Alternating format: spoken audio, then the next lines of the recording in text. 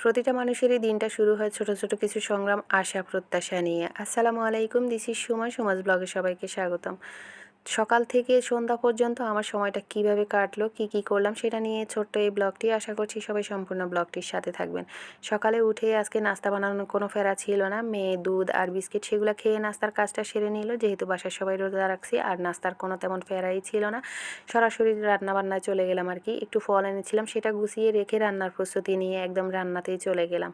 তো আজকে শুধু হচ্ছে গরুর মাংস, আলু ঝাল ঝাল করে ঝোল করে রান্না করব। একটাই রান্না করব, কারণ হচ্ছে এমনিতেই হুট করে অনেক দিন পর রোজা রাখা হয়েছে, খাওয়া তেমন একটা যাবে না। আর আমরা না খেলে তো মেয়ে দুপুরে খাবেও না, সবাই একসাথে কিন্তু ওই রাতেই খাবে।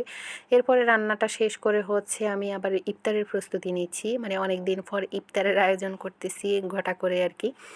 অন্য দিন একটা করলে আরেকটা করা হয় না। তো আজকে আমি একটু ছোলাও করলাম, সাথে একটু চপও থাকবে, আবার শরবতও থাকবে। ছোলাটা ভেজে নিলাম, এরপরে হচ্ছে আমি এই যে চপ বানাচ্ছি।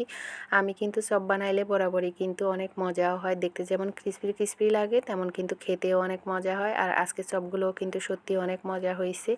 এরপরে হচ্ছে আসলে আমার আজকে মানে অন্য রান্না বান্নাতে তেমন একটা কোনো এনার্জি ছিল না, করতেছি ধীর গতিতে। কারণ হচ্ছে আমি রমজানে রোজা রাখলে প্রত্যেক সময় ভোর রাতে আমি কিন্তু মানে গত কয়েক বছর থেকে এইভাবেই করে আসতেছি, আমি ভোর রাতে চা খেতে হয়। গত রাতে আমার গ্যাস না থাকার কারণে আমি চা খেতে পারিনি, তাই শরীরে তেমন একটা কোনো এনার্জিও পাচ্ছি না। কাজ করতেছি ঠিক আছে, বাট কোনো এনার্জি পাচ্ছি না। যাই হোক, রান্নাবান্না সব শেষ, কাজগুলোও শেষ। এরপরে হচ্ছে একটু সন্ধ্যার আগে দিয়ে বারান্দায় গেলাম। আর বিকেলের আকাশটা দেখেন, আজকে কিন্তু ওয়েদারটা একদম মেঘলা মেঘলা, গুড়ি গুড়ি বৃষ্টি ছিল, আকাশটাও দেখেন কেমন।